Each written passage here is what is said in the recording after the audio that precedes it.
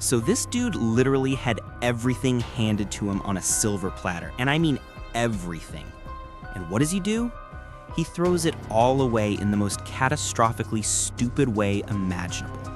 And I'm not talking about drugs, I'm not talking about gambling, I'm talking about something so dark, so calculated, so absolutely brain dead, that you'll be sitting there wondering how someone could possibly be this dumb. This is the story of Rae Carruth. And buckle up, because this one's a wild ride. Let's rewind to where it all began.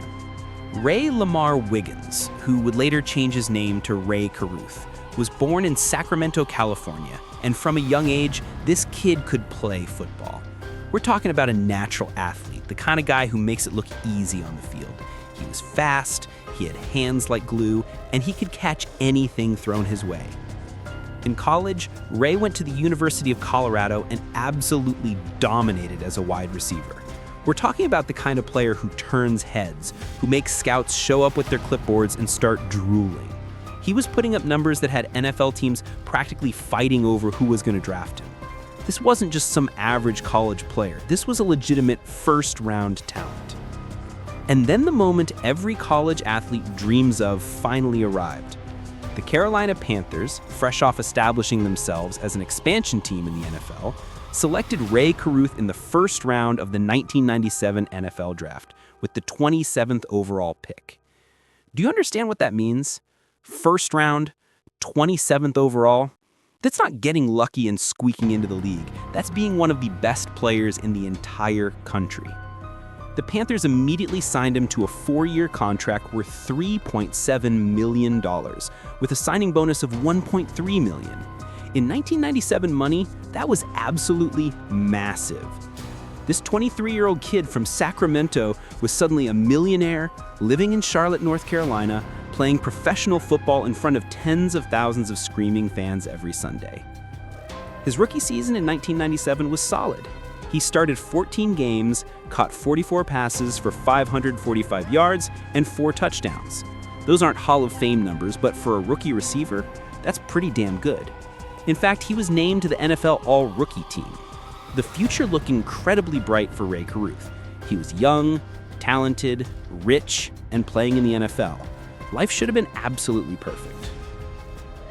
But here's where things start to get complicated, because Ray had some issues with the concept of responsibility, particularly when it came to his personal life and relationships with women. The first warning sign. During Ray's sophomore year at the University of Colorado, before he was even drafted, he got his girlfriend Michelle Wright pregnant. They had a son together named Ray Jr. Now you'd think having a kid might motivate someone to step up and be a father, right? Wrong. Ray wanted absolutely nothing to do with fatherhood. He had to take him to court just to get child support. A judge ordered Ray to pay a certain amount per month, but even then, Ray tried to negotiate it down. He eventually agreed to pay $2,700 a month, which was half of what the judge originally ordered. And this was while he was making hundreds of thousands of dollars in the NFL. Michelle Wright later testified that getting money out of Ray for their son was like pulling teeth. He resented every single payment. But here's the thing that's really disturbing. According to people who knew him, Ray would actually joke about killing his kids so he wouldn't have to pay child support. Yeah, you read that right. He would joke about murdering his own children to avoid financial responsibility. Most people laughed it off as dark humor, as the kind of inappropriate things someone might say when they're frustrated. Nobody actually thought he was serious. They should have been paying attention. Ray's 1998 season was cut short when he broke his right foot in the opening game. He only caught 4 passes for 59 yards that entire season before the injury shut him down. It was a frustrating year, but he was young and had plenty of time to bounce back. In 1999, Ray came back healthy and ready to prove himself. By the time November rolled around, he'd played in 5 games and caught 14 passes for 200 yards. Not spectacular, but respectable. He was building his career, making his money, living the dream. He had everything in the world going for him. And then he met Cherica Adams, the woman who should have been celebrated. Cherica Adams was absolutely stunning. At 24 years old, she was a beautiful African-American woman who lit up every room she walked into. People who knew her described her as joyful, magnetic, and full of life. She had this energy about her that just drew people in. Cherica was establishing herself as a real estate agent in Charlotte, building a career and making something of herself. She'd previously worked as an exotic dancer, and she'd even done some acting, appearing briefly in the movie House Party 3. She was ambitious, she was driven, and she was trying to build a legitimate life for herself. When Rae and Cherica met, there was an immediate attraction. Rae was a semi-famous NFL player, young and good-looking, with money and status. Cherica was beautiful and charismatic. From the outside, they seemed like they could be a power couple. They started dating casually, going out and spending time together, living the Charlotte nightlife. But according to Rae himself, in statements he would make later, they were never in a serious relationship. He claimed they just casually hooked up a handful of times. Whether that's true or whether he was trying to minimize the relationship to make himself look better, we'll never know for sure. What we do know is that their casual relationship had a very serious consequence. Cherica Adams got pregnant. The pregnancy that changed everything. When Cherica told Rae he was pregnant, his immediate reaction wasn't joy or even acceptance. It was panic and anger. He already had one kid with Michelle Wright that he resented paying for. The last thing he wanted was another kid, another baby mama, another monthly child support payment draining his bank account. According to people close to the situation, Rae brought up the possibility of abortion. He allegedly suggested it, hinted at it, maybe even pushed for it. But Cherica was clear about what she wanted. She was keeping the baby. She wanted to be a mother. She was excited about it, even if it meant being a single mom. Rae admitted later that once Cherica expressed she wanted to keep the child, he didn't broach the subject of abortion again, at least not directly. But make no mistake, he was absolutely not happy about this pregnancy. He saw it as a burden, as a financial drain, as another monthly payment he'd have to make for the next 18 years of his life. But here's the thing about Cherica. She didn't let Rae's reluctance stop her from preparing for motherhood. She started going to doctor's appointments, she attended birthing classes, she bought baby clothes, she picked out names, she was nesting, getting ready, doing everything a soon-to-be mother is supposed to do. And to his credit, at least on the surface, Rae seemed to be going along with it. He accompanied Cherica to some of the birthing classes, he was seen with her in public, he even bought some baby clothes himself. To anyone on the outside looking in, it appeared like Rae was trying to step up and be a father this time around. But in reality, behind the scenes, something absolutely sinister was brewing in Rae's mind. Because somewhere along the way, Rae made a decision. He decided that he wasn't going to pay child support. He decided that he wasn't going to be a father to another kid. And instead of just walking away, instead of just being a deadbeat dad like thousands of other guys, Rae came up with a plan that was so evil, so cold-blooded, so absolutely brain-dead, that you'll be sitting there wondering how someone could possibly be this dumb. Rae decided to have Cherica killed. Now, when you're an NFL player living in Charlotte, North Carolina, you probably don't have a lot of connections to actual hitmen. It's not like there's a murder for hire section in the Yellow Pages. So Rae had to get creative about who he could recruit to help him commit this absolutely heinous crime. Enter Van Brett Watkins.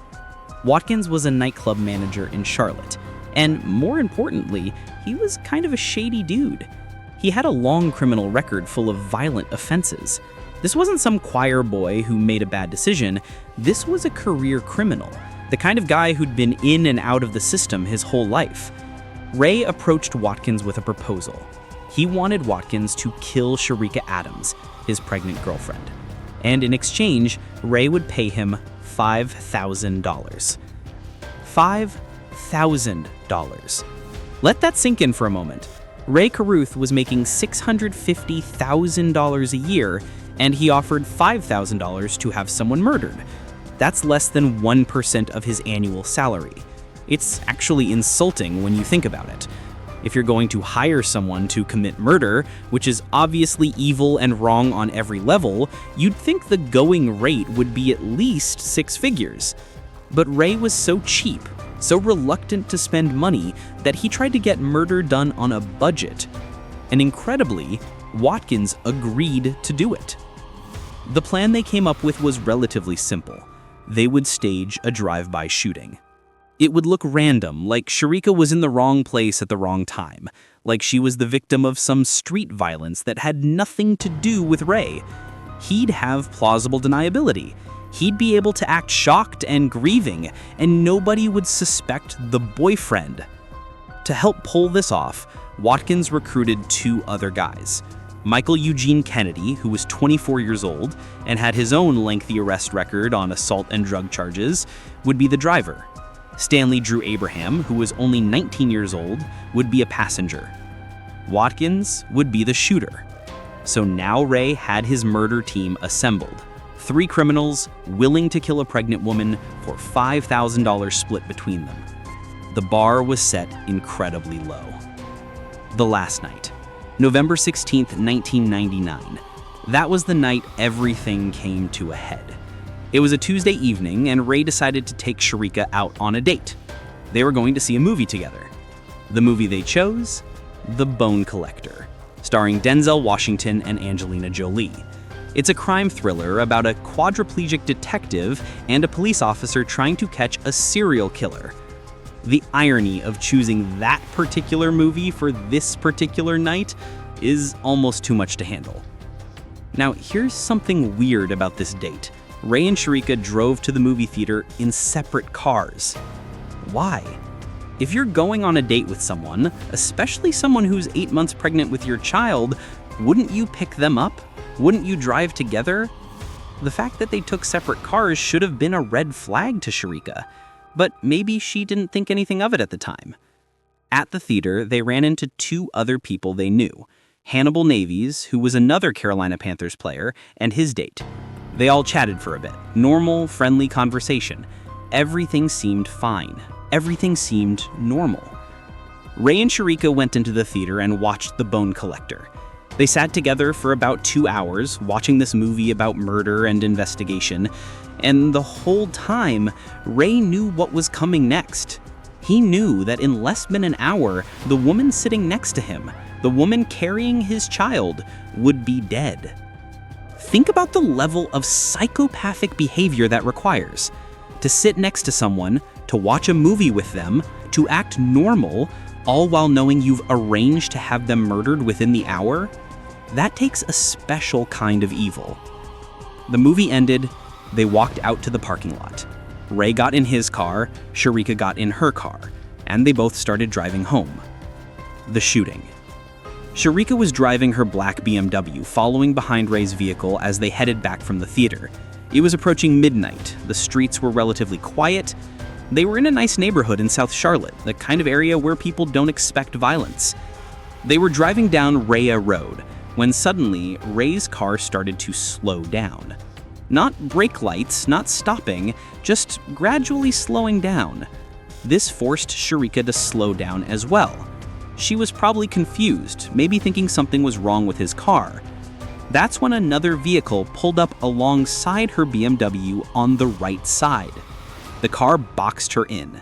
Rae's car was in front of her, slowing down and blocking her forward movement. The other car was directly beside her. She was trapped. This wasn't an accident, this was coordinated. This was the plan.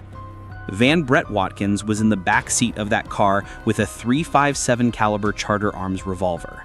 He rolled down the window, pointed the gun directly at Cherica's head, and opened fire. Boom, boom, boom, boom. 4 shots fired. 4 bullets hit Cherica. 1 hit her in the neck, others struck her back and torso. This was point-blank range, both cars still moving, bullets flying through her car window and into her body.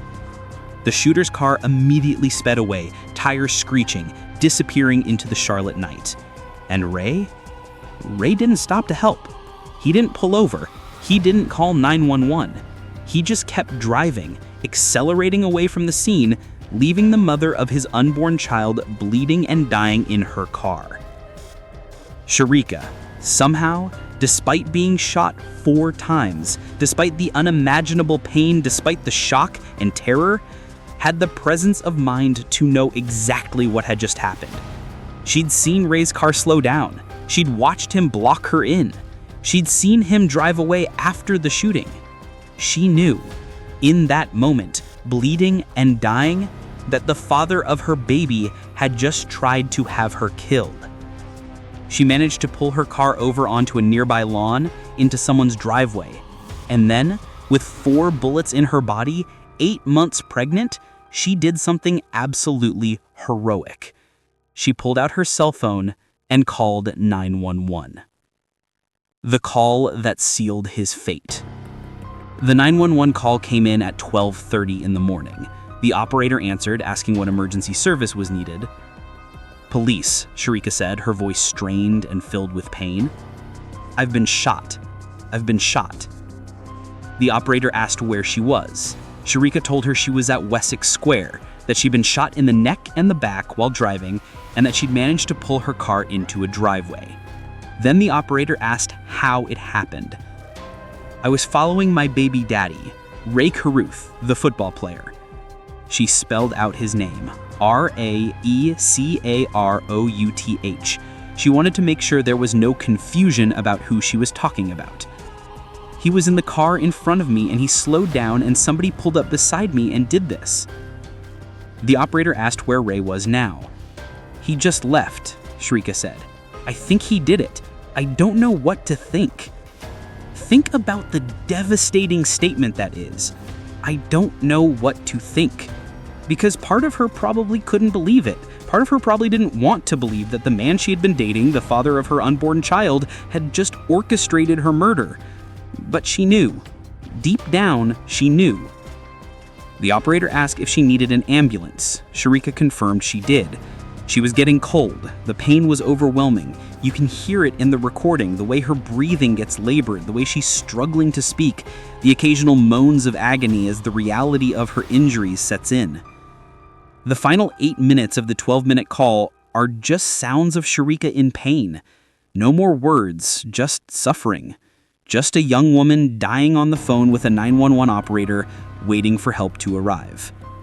Paramedics finally arrived on the scene. They found Cherica in her BMW, conscious but barely holding on. 4 bullet holes in her car window, blood everywhere. They immediately began working on her, stabilizing her as best they could, preparing to transport her to Carolina's medical center. At the hospital, doctors quickly assessed the situation. Cherica had been shot 4 times. The injuries were severe. She was 8 months pregnant. This was a critical situation on every level. They admitted her and began emergency treatment, trying to save both mother and child. Cherica's mother, Sandra Adams, rushed to the hospital when she got the call. She arrived to find her daughter in critical condition, fighting for her life. Tubes and machines and doctors everywhere. It was every parent's nightmare. In those early hours at the hospital, Cherica was conscious enough to communicate with the medical staff, even though she couldn't talk because of the tubes in her mouth. A nurse gave her a pen and paper, and Cherica began writing notes. She wrote about what happened. She wrote about the shooting, and she wrote about Rae. Those notes would later become crucial evidence, because unlike a verbal statement that could be questioned or misremembered, Cherica's written notes were clear and direct. She was naming Rae Carruth as being involved in her shooting. She was creating a permanent record from her hospital bed as she fought for her life. At some point during those first critical hours, Cherica fell into a coma. Her body was shutting down from the trauma. The medical team made the decision to perform an emergency C-section to save the baby. They couldn't wait for Cherica to wake up. They couldn't wait for a full-term delivery. If they didn't act immediately, both mother and child would die. The surgery was performed. They laid the newborn baby boy on Cherica's chest, hoping that maybe somehow she could feel. Chancellor was alive, but he'd suffered severe brain damage. He had cerebral palsy. The doctors told Sandra Adams that her grandson would likely never walk, never talk, never have anything close to a normal life. Some even said he probably wouldn't survive more than a few weeks. And Cherica, she held on for 28 days in that coma, her body fighting as hard as it could, but ultimately the injuries were too severe. On December 14th, 1999, 28 days after being shot, Cherica Adams died from multiple organ failure caused by her gunshot wounds. She was 24 years old. Rae initially went to live in Pennsylvania with a friend. He maintained a low profile, avoiding the media, trying to stay out of the public eye.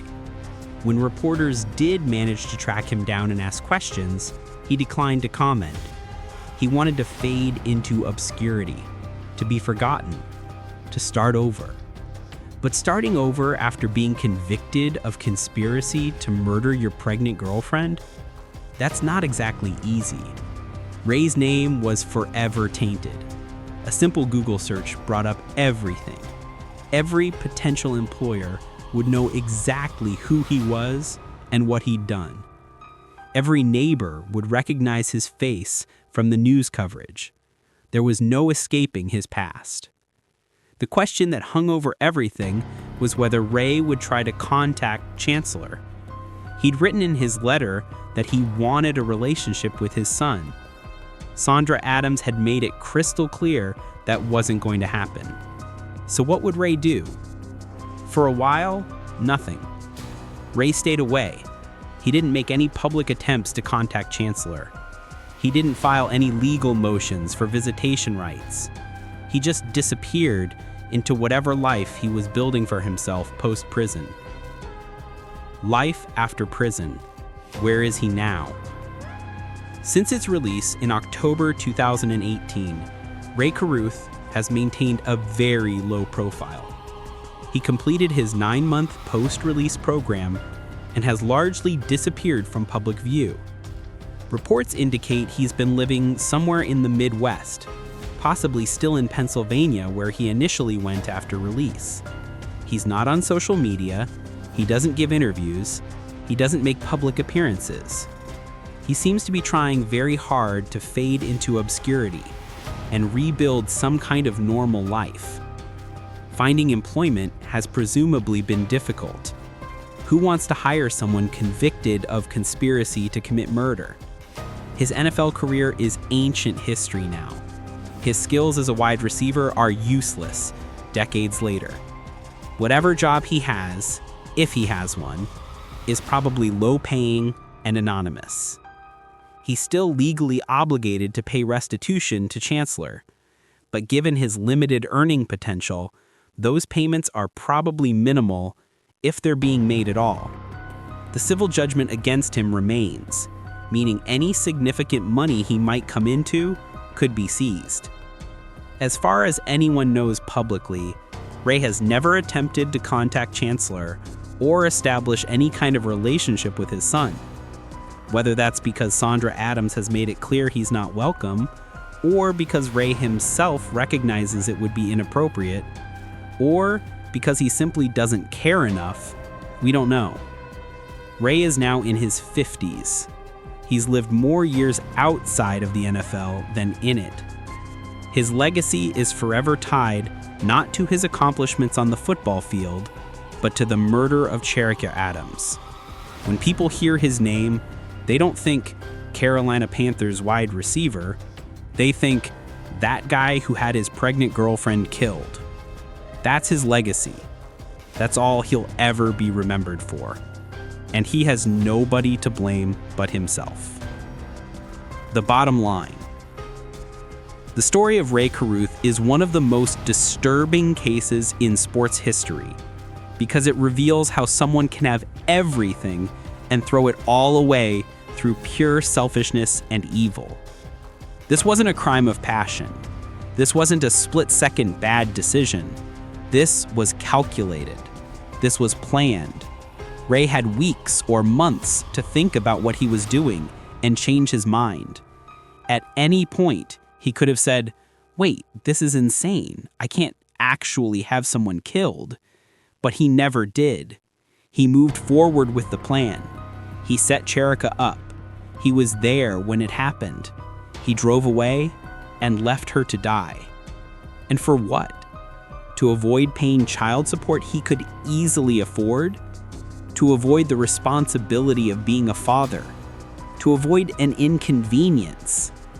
He murdered the mother of his child, destroyed his son's health and future, devastated an entire family, threw away a multi-million-dollar NFL career, and spent 18 years in prison, all because he didn't want to write a check every month. The math doesn't work. There's no logic to it. There's no justification. It was just evil, plain and simple. The only positive that came from this tragedy is Chancellor. Against all odds, he survived. Against all predictions, he thrived. He's living proof that love can overcome even the darkest circumstances. Sandra Adams' devotion to her grandson, her refusal to let Rae's evil win, that's the real story here. Because at the end of the day, Rae Carruth is sitting somewhere in America, alone, disgraced, with nothing to show for his life but a criminal record and a Wikipedia page about his crime. And Chancellor is surrounded by people who love him, living a life filled with joy despite his challenges, making the most of every day he's been given. Chancellor won. Love won. And Rae Carruth lost everything. That's justice. That's the ending this story deserves. And that's why 25 years later, people still talk about this case. Not because Rae Carruth was some particularly talented NFL player who should be remembered for his accomplishments on the field, but because his story is a reminder of what happens when someone chooses evil over responsibility, selfishness over compassion, violence over simple human decency. Rae Carruth had a $3.7 million opportunity to be something great. Instead, he chose to be a cautionary tale. And now, that's all he'll ever be.